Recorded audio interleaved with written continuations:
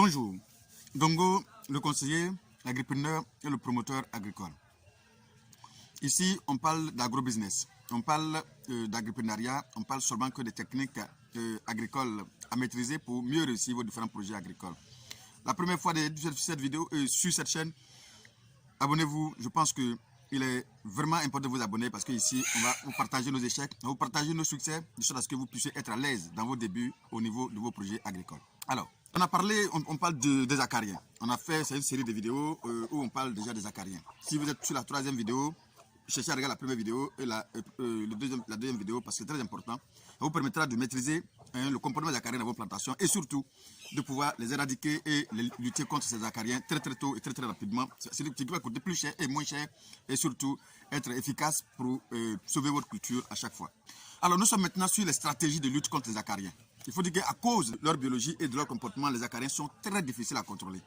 Alors ce phénomène a facilité le développement des résistances vis-à-vis de plusieurs matières actives. Alors de ce fait, il est nécessaire d'adopter un schéma de lutte intégré en combinant plusieurs méthodes de surveillance, bonnes pratiques agricoles, méthodes biologiques, méthodes chimiques pour combattre efficacement ces acariens-là. Il faut savoir qu'il y a différentes stratégies qui peuvent être adoptées en tenant compte des conditions climatiques, en tenant compte de la localité, en tenant compte des exigences en matière de lutte phytosanitaire, lutte chimique bien sûr, dans nos différents pays. Alors c'est pour dire que qu'on peut peut-être faire en Côte d'Ivoire ici, ne sera pas peut-être chez vous parce qu'on n'a pas les mêmes conditions climatiques et du coup on n'aura pas les mêmes moyens de lutte, et même moyens de lutte comme celui qui est peut-être en Europe et celui qui est peut-être partout en Asie, on n'a pas le même moyen de lutte contre ces parasites-là. Mais néanmoins, en tenant compte de toutes les conditions qui sont réunies dans nos différents pays, on peut parvenir à lutter contre ces acariens.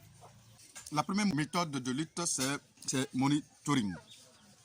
Monitoring ou réduction des acariens sur une parcelle. Alors, cela consiste à inspecter les parcelles et détecter les populations d'acariens sur la parcelle. Les acariens sont sur les faces inférieures des feuilles dans nos plantations ou dans les toiles, effectivement, qu'ils tissent et surtout au niveau des parties apicales et des plantes. Concernant les cultures maraîchères, le monitoring doit commencer depuis les pépinières et doit continuer jusqu'à la production. Alors, il faut savoir que l'objectif de cette stratégie est de permettre d'évaluer très rapidement les populations de nuisibilité, les populations nuisibles bien sûr, et déterminer le seuil de nuisibilité au niveau de votre plantation avant d'engager toutes sortes de méthodes de lutte susceptibles de coûter de l'argent. C'est très important de le faire. On va passer à la deuxième méthode, deuxième stratégie de lutte contre les acariens qui est la bonne pratique agricole. Et cette partie que vous pouvez peut-être maîtriser. Cette partie dépend de vous parce que ça dépend de votre technique que vous allez mettre en place pour effectivement réussir votre culture. Il faut d'abord harmoniser. Harmoniser la lutte avec les voisins, les champs environnants. Vous savez, lorsque les champs sont attaqués par les acariens, si vous faites seulement l'effort de lutter de vous occuper de vos plantations et que le voisin d'à côté élève les acariens, vous allez voir que c'est inutile parce que tout ce que vous avez fait, c'est une peine perdue, ce sont des efforts inutiles en fait. Donc du coup, il faut d'abord prendre soin de harmoniser votre combat et de sorte à ce que ça soit plus efficace.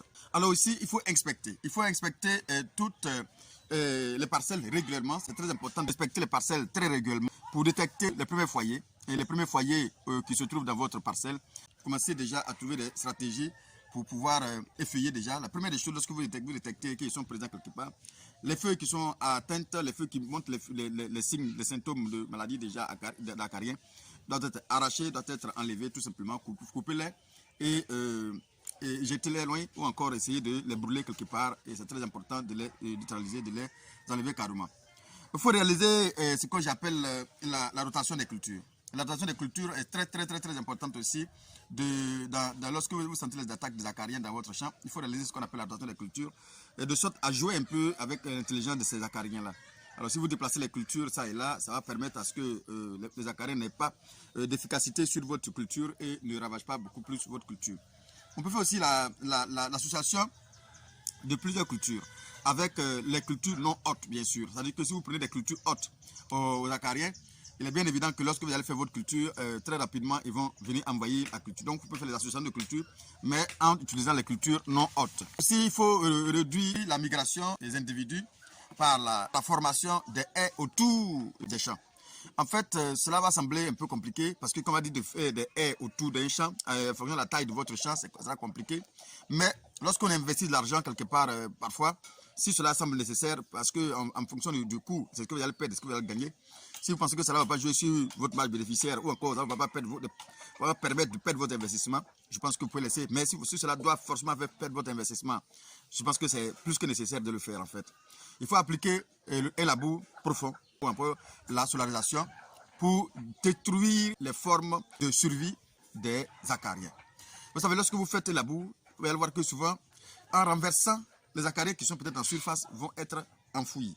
Ils sont plus en profondeur finalement. En général, ça peut les détruire. Et du coup, même s'il y a certains acariens qui vont s'échapper, mais vous allez détruire le maximum possible d'acariens dans ce cas de figure-là. C'est très important. Alors, il faut aussi produire des plants sous un abri. Il faut produire des plants sous un abri.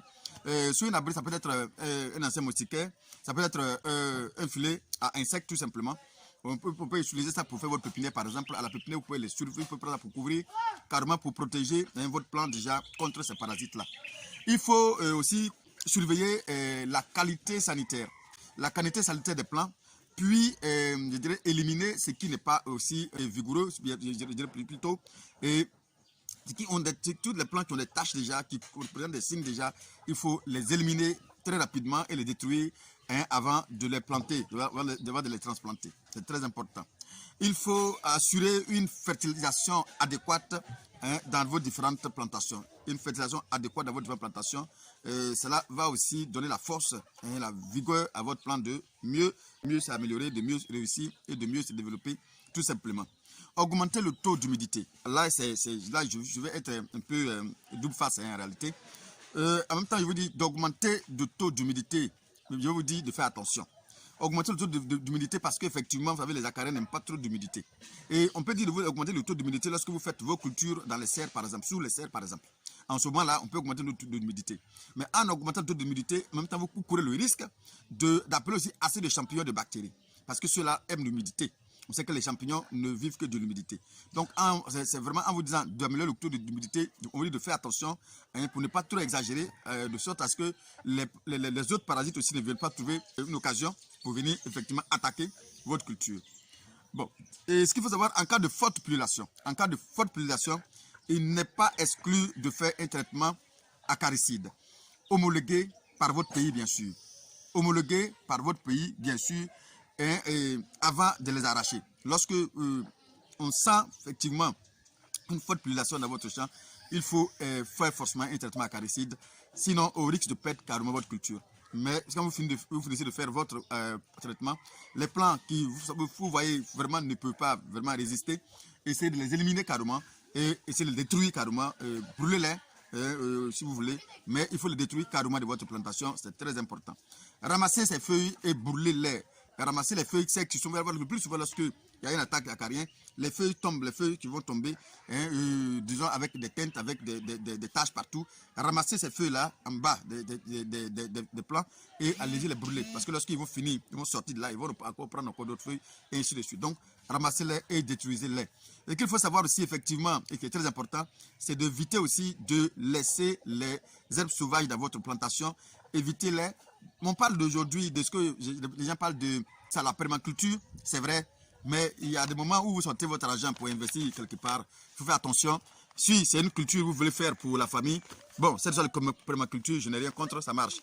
Mais lorsque c'est un investissement, lorsque c'est pour nourrir une masse, en fait, il faut faire attention pour ne pas trop jouer avec votre investissement, pour ne pas trop jouer avec aussi les hommes, la nourriture que vous allez perdre aux gens.